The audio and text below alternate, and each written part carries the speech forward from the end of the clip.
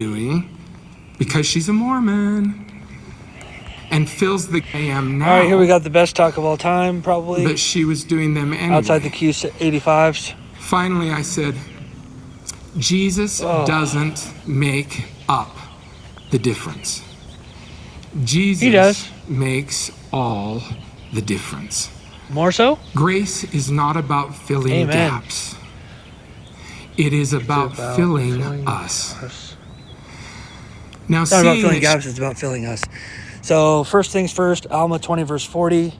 In the strength of the Lord, thou canst do all things. Philippians 4:13, I can do all things through Christ who strengthens me. Matthew 19:26, with God all things are possible. What else? What else? So, come on, just throw them out there.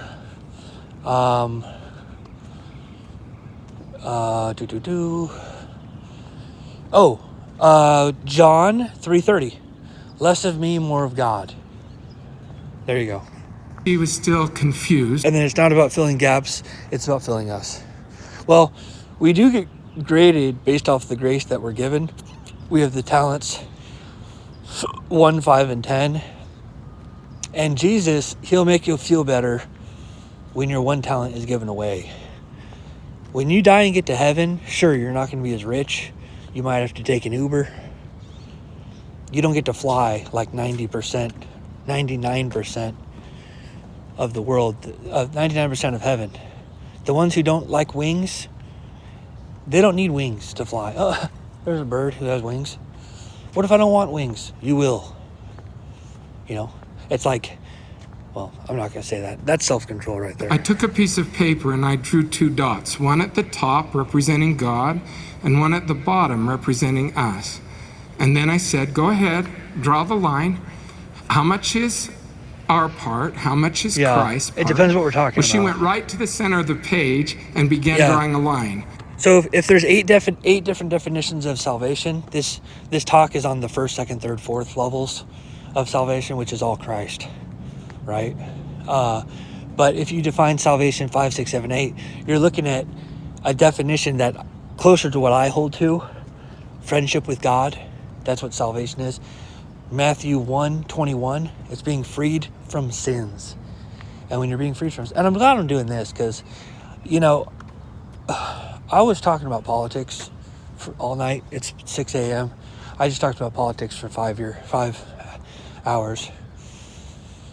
It doesn't feel like 5 years. I hate it when people say that. I was in jail for 3 years. It felt like 33 years. Did it though? How about you feel what 33 years is and then, okay, it felt like 9. Okay, well then just say that. It felt like 4. Just people over-exaggerate for no reason there. Anyways, salvation is being a friend with God. There's different levels of salvation. If salvation is being freed from hell, that's all God, that's all Christ too. But if salvation is being married to God, that could be salvation 7. And then being his favorite would be salvation 8, 9, 10, 11, 12, 13, 14.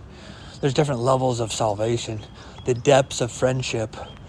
And I like to put it on a color spectrum: infinite red, infinite orange, infinite yellow, infinite green, infinite blue, infinite indigo, infinite violet. And violet is the most violent love, right? And there's infinite on all of those colors. Red is given to everyone because God is the sun, S-U-N. I talked about this at church. This girl came up, inspired me. She was talking about a guy at school who said something mean, and she went throughout the day forgiving him and stuff like that, which I think is appropriate because that kid's have a different religion, maybe no religion, and he's treating her like a girl at school. And for all we know, he doesn't even know the difference between a boy and a girl, because a lot of people don't these days. And she's just treating her like a guy. And I always thought girls were like a weird version of guys. They're actually a completely different species. And they're like my rib. So they're better in beauty and preciousness for sure. In a bunch of other ways, they're more emotional, a little bit less rational for the most part. Now, There's lots of different kinds of girls though, too. But everyone's super unique, right? But anyways, I come up after her and I said, first of all, someone said something mean to me. And it was on the internet, but it was on my public Facebook page. And someone either I clicked friend or whatever, and they were starting to call me names like hypocrite and you're a hypocrite, or no, exactly. Exactly, no. I'm saying. But anyways, there was people saying, oh, there was something else. I'm glad I forget the other one, but it was like, you're wicked. It was like, you are something. And I don't know, I posted this song that I really liked with a heart on it. And if I like the song, I'm going to put a heart on it. It was called Feel So Good by Camrod. That's a good song on the secular spectrum of good. It says, feel so good, feel so good, feel so good, feel so good.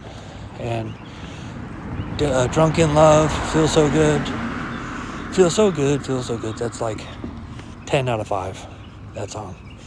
12 out of 5 maybe. It's like my favorite, one of my favorites. Favorite. It's like top 5, favorite, love it so much. Good beat. It's a little short. Sometimes my favorite songs, I wish there were 12, 13 minutes with a different verse in all of them, but songs don't work like that on this planet for the most part.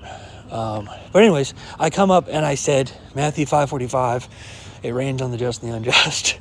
And I said the S-U-N heats up the earth because that's what it does. S-U-N. It heats us up. It's filled with love. And I said that's what God's like with the red love. Now the orange is the same way.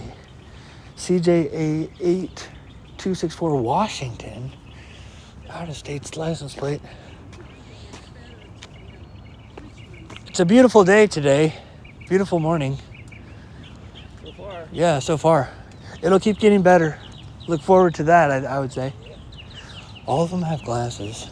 Looks like they're kind of pessimistic. So I used to think that knowledge of the gospel saved. It actually just increases accountability, which can be good or bad. It's kind of like getting more money. If I had to pick, I'd say it's good, but for some people it's worse.